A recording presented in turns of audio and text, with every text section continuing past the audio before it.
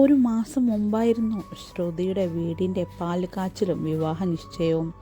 ശ്രുതിയുടെ വീടിരുന്ന സ്ഥലത്ത് ഇപ്പോൾ വലിയൊരു കല്ല് മാത്രം. ഉരുൾപൊട്ടൽ ശ്രുതിയുടെ കുടുംബത്തെ തുടച്ചു നീക്കി. അച്ഛനും അമ്മയും അനുജത്തിയും പുത്തൻ വീടും എല്ലാം ഒലിച്ചുപോയി.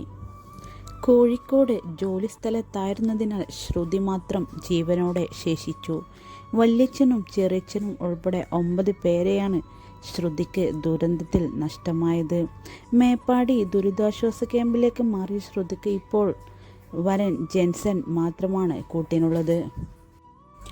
അമ്പലവയൽ സ്വദേശി ജെൻസനും ശ്രുതിയും ദീർഘനാളായി പ്രണയത്തിലായിരുന്നു.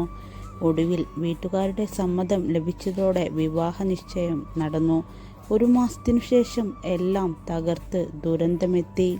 കുടുംബത്തിലെ എല്ലാവരും നഷ്ടപ്പെട്ട ശ്രുതിക്ക് ഏക ആശ്രയം ഇപ്പോൾ ജെൻസനാണ്. ദുരിതാശ്വാസ ക്യാമ്പിൽ ജെൻസൺ ശ്രുതിക്കൊപ്പമുണ്ട്. കുറച്ചു നേരം പോലും ശ്രുതിക്ക് ജെൻസനെ പിരിഞ്ഞിരിക്കാൻ സാധിക്കില്ല.